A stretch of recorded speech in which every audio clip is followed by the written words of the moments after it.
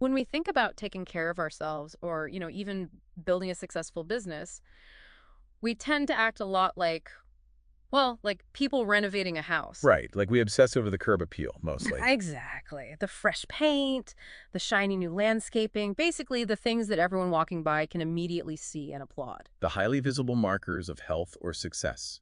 We just prioritize what can be measured at a quick glance. Yeah, but we completely ignore the plumbing. Like, we just don't think about the unglamorous pipes hidden in the walls until there is a massive, undeniable leak that, threatens to ruin the entire living room. Right, which is a profound failure of foundational maintenance. I mean, when we ignore the unsexy systems that keep a structure standing, the consequences are pretty much always catastrophic. Absolutely. So welcome to the Deep Dive. Our mission today is to explore that exact dynamic. We're extracting the most crucial insights from a deeply fascinating broadcast of the KISC My Health Radio show. Yeah, and we are really deconstructing a story here that sits right at this intersection of personal resilience, cutthroat business innovation, and a massively overlooked global health crisis. Okay, let's unpack this, because to understand the gravity of the medical insights being brought to the table today, we first have to look at the platform itself. Right, the KISC My Health show is not your standard dry corporate marketing broadcast. It has a highly specific and frankly a pretty tragic history. Yeah, it was truly forged out of profound resilience. So Peter Mingils started the Building Fortunes radio network, which is part of the humongous radio network way back in 2012. And the goal there was simple, right? To facilitate uncensored, open conversations with really brilliant minds. Exactly. And for years, he co-hosted a show with Jim Turner. And Jim was a heavy hitter. He was one of the original Ralph Nader Raiders back in the day. Oh, wow, really? Yeah, meaning he was this pioneering advocate for consumer protection and safety, like long before it was a mainstream talking point. But tragically, Jim passed away in early 2022. Which, obviously left a massive void in the natural health advocacy space. Yeah. And it was just a deeply personal loss for Peter, who really viewed Jim as a vital mentor. Yeah, so Peter eventually finds a successor to co-host with, a gentleman named James Gormley, and they hit it off beautifully. They're doing great shows, and James introduces Peter to Steven Lukawski. Ah, right. Captain Cran Man himself, the King of Cranberries. That's the one.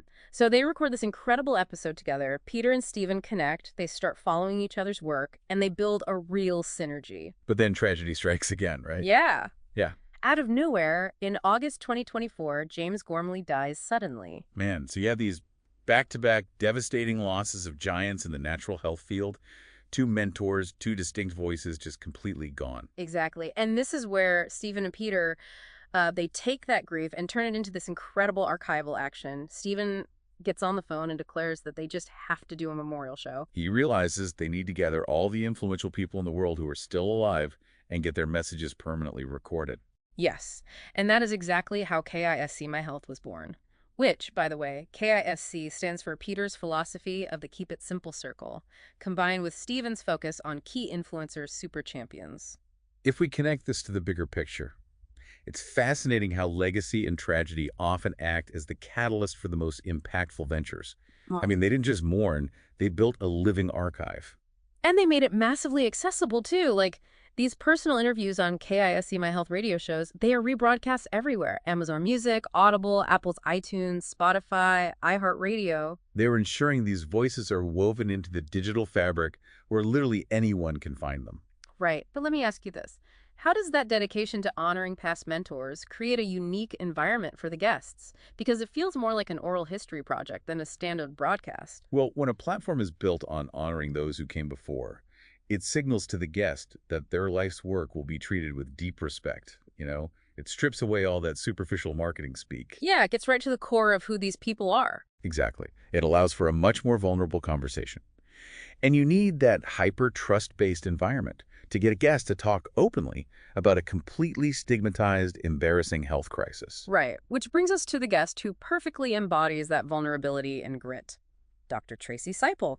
She's a naturopath, a clinical nutritionist, and a medical herbalist with, nearly 40 years of experience. And her origin story does not start in some pristine, well-funded university laboratory. Not at all. She grew up in Brisbane, Australia, as the middle child of 7 in a very low-income family. Yeah, her father was actually a singer who had records out in the 1950s, and her grandfather, Herbie, was a landscaper. So it was this household overflowing with music and love, but, deeply lacking in financial resources. But there's one specific detail from her childhood that essentially dictates her entire scientific career. Oh, the confession policy. Yeah, in her house, the worst thing you could do wasn't making a mistake.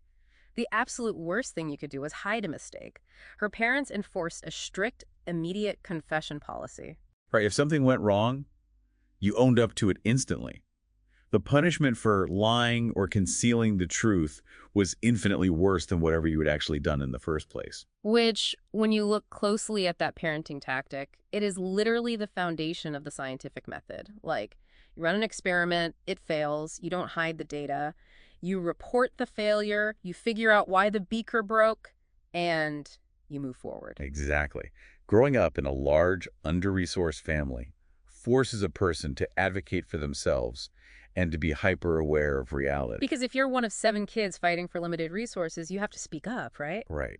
If you don't carve out your path, you simply get overlooked. You learn to spot the opportunities that everyone else misses. She actually talks about going to school where kids from all income levels were mixed together, and she'd look around at how the wealthier kids lived. It was a stark contrast, I imagine. Oh, for sure. It was kind of like she was playing a video game where everyone else started with a full inventory, but she realized the system had a glitch. She saw that relentless effort could bypass the paywall of her social class. Wow, that's a great way to put it. She realized that hard work could literally change her trajectory. It changed how she played the entire game of life. And that precise ability to spot what everyone else is missing and the willingness to just put in the grueling work to fix it is exactly what led her to tackle the central focus of her career, the plumbing. The plumbing, yes. Right. Bladder health, a massive health issue that the rest of the industry was practically ignoring. Let's look at the actual biology and the statistics here, because they are truly staggering. Yeah, lay them out for us. Bladder control issues affect hundreds of millions of people globally. They are eager for a solution, but usually face only limited or totally ineffective options. It's a leading cause for admittance to nursing care, and 3/4 of people over the age of 70 have a bladder problem. Which is wild. Oh, no. Hundreds of millions of people are reorienting their entire social lives around proximity to a bathroom. They stop exercising. They suffer severe sleep deprivation because they're waking up constantly throughout the night. Right, it is a profound loss of freedom. Yet, because it's embarrassing, the medical and supplement industries largely neglected it. People just accepted it as an inevitable part of aging. Okay, I have to push back on a societal habit here because the sources completely shattered a belief I've held since I was a kid. Oh, what's that? Well, the bladder is a muscle, right? It has muscle memory. So whenever we'd go on a long road trip, my mom would always tell me, go use the bathroom, just in case, before we leave. Are you telling me that was actually bad advice? Physiologically speaking, yes. Going just in case trains the bladder to empty before it reaches its actual capacity. You are teaching the muscle to hold less volume. Wait, really? Yeah. Just by doing that? Yeah. Over time, the bladder adapts to that artificially lower capacity. You are inadvertently retraining your bladder to become overactive. Unbelievable. But the mechanics go much deeper than just behavioral habits, right? Especially for men. There is this massive misconception that if a man has urinary issues like nocturia, where he is waking up at 3 a.m. to go to the bathroom, it is purely a prostate problem. That's right. The enlarged prostate is almost always blamed entirely. But Dr. Siepel explains the actual mechanism at play here. Yes, the prostate enlarges and restricts the flow of urine. But consider what happens to the bladder as a result. Right. The bladder muscle has to work significantly harder to push fluid past that obstruction. Exactly. It's like a bodybuilder constantly lifting heavy weights. The bladder becomes hypermuscular, rigid, and overworked. It actually loses its natural elasticity. So it can't stretch and it can't contract the way it's supposed to. Right. It can no longer relax to fill properly, and it can't contract smoothly to empty properly. So even if the root cause was the prostate, the symptom the patient is experiencing is an overactive, rigid bladder muscle. You have to treat the bladder itself, not just the prostate. That makes so much sense. And let's layer in the hydration crisis here, too, because as we age, we literally lose our thirst reflex, don't we? We do. The elderly frequently mistake dehydration for hunger or just general fatigue. They drink less water, thinking they're cleverly managing their bladder problems by limiting their fluid intake. When in reality, they are dehydrating themselves, which creates this highly concentrated urine that acts as an irritant. It makes the bladder spasms even worse. Exactly. What's fascinating here is how Dr. Siepel took all this complex, misunderstood physiology and spent decades developing a targeted solution. She saw that your customers want results. You want formulas that deliver. Because no one wants a product that doesn't actually work. Right. So the Dr. Tracey Siepel Group gives you a faster path to proven results. She developed Urox. It's a patented, clinically validated solution built specifically for today's supplement brands to address this muscle function. Yeah, and instead of pharmaceutical options that might just numb the nerve endings to stop the feeling of urgency, Urox uses specific botanical compounds that interface with the muscle fibers to restore natural tone and elasticity. Urox is clinically validated, patent-protected, and proven in real-world use. Yes. She really dug deep into the history of botanicals, too. Oh, yeah, she joked that her kids used to ask if she was the bladder queen. And considering she drops historical facts like how Cleopatra used to eat copious amounts of beetroot to the point it turned her urine pink, I mean, she definitely earned the title. She definitely did. But inventing a botanical formula that actually repairs muscle elasticity was only half the journey.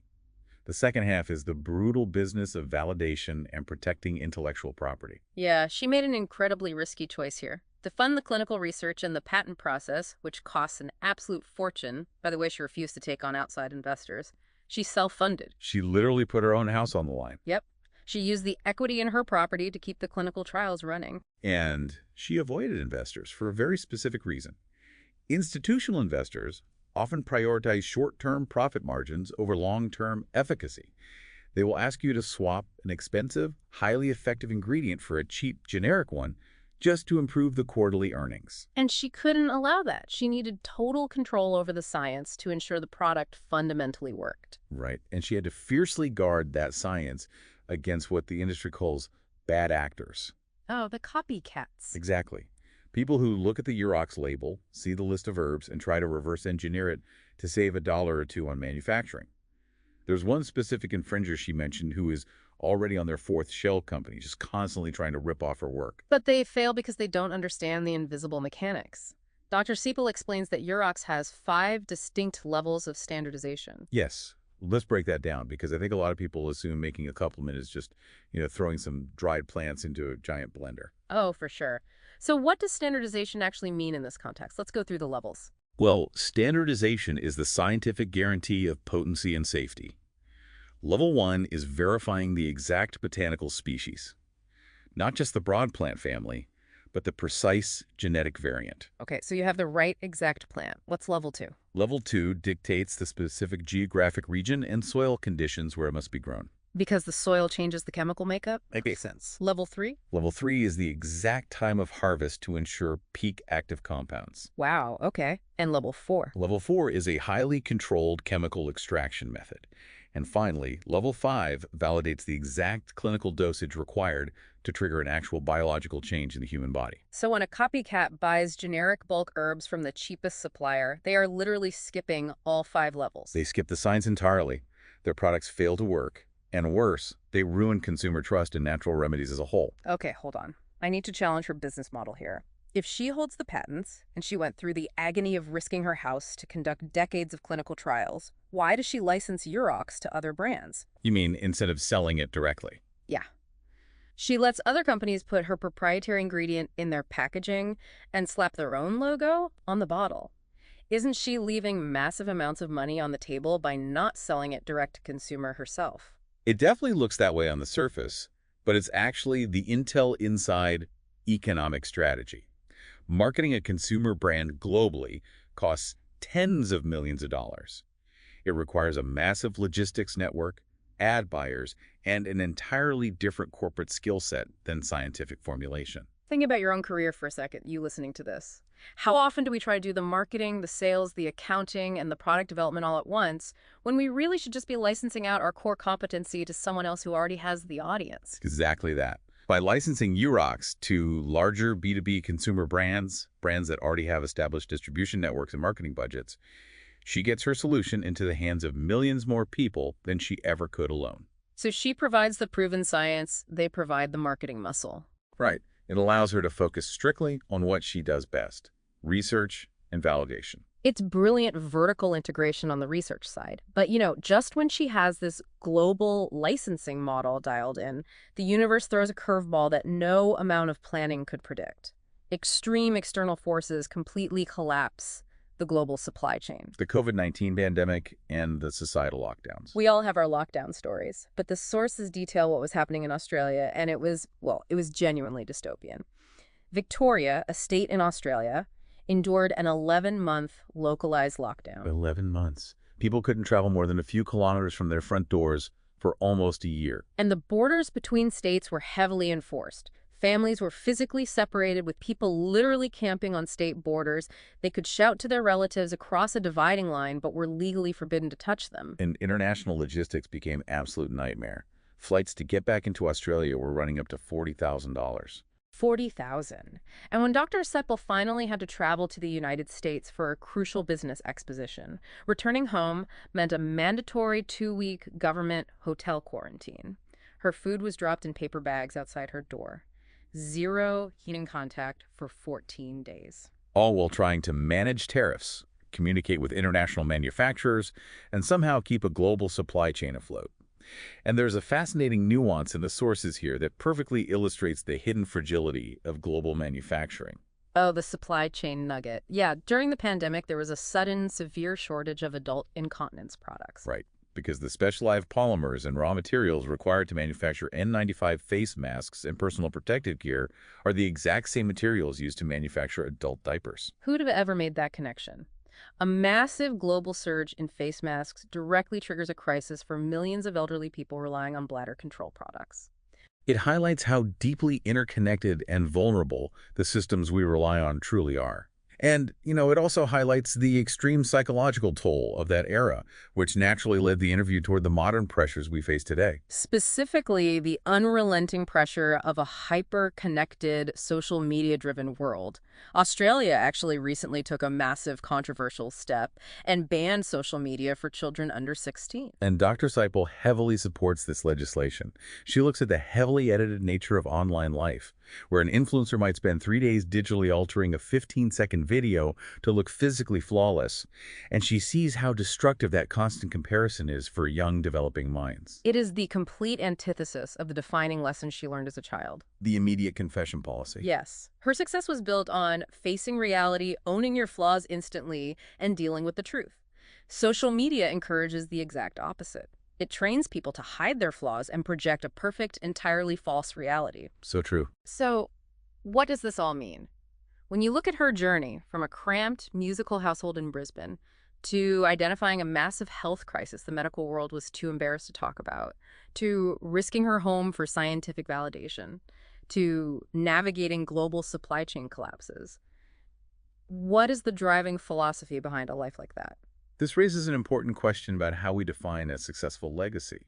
I mean, society often tells us legacy is about accumulating wealth, achieving global fame, or building an untouchable corporate empire. But when asked about her legacy, Dr. Siepel shared what she once written on her tombstone. And it's just 2 words. She tried. She tried. It is so incredibly simple, but it carries so much weight. It's an acknowledgement that success is never guaranteed. It's about the deep, unwavering commitment to simply putting in the effort. To seeing a problem, whether it's an ignored medical crisis, a copycat competitor, or an 11-month lockdown, and refusing to be a passive passenger in your own life, you show up and you try. It is the ultimate expression of grit. To sum it all up, today we dove into the deeply resilient origins of the KISC My Health platform. We explored the vital oral histories being preserved across the humongous radio network. We traced Dr. Tracey Siepel's rise from poverty to becoming a pioneer in clinical nutrition. We unpacked the biological mechanics of an aging bladder, the critical 5 levels of standardization protecting the Urox formula, and the surreal realities of extreme supply chain collapses. It's a powerful reminder that the most significant innovations often happen in the dark, uncomfortable spaces that society prefers to ignore. Which brings me right back to you listening to this deep dive. Think about that house metaphor we started with today, the plumbing.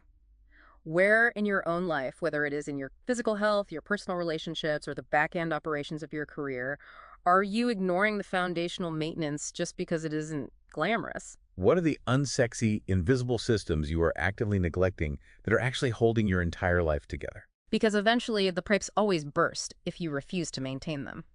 And I want to leave you with one final lingering thought to mull over. Dr. Siepel mentioned that incredible physiological fact. As we age, we literally lose our thirst reflex. Right. Our bodies are crying out for water, but the biological mechanism fails, so we mistake the symptom for hunger or fatigue. We completely misinterpret our own internal alarms. The vital signal gets lost in translation, so ask yourself, what other vital internal signals in your life have you simply lost the ability to feel as you've gotten older? Wow. In your career trajectory, in your marriage, in your mental health, are you constantly treating a surface-level symptom, totally unaware that your system is desperately thirsting for something else entirely? It is definitely worth sitting with that question. Until next time, keep diving deep.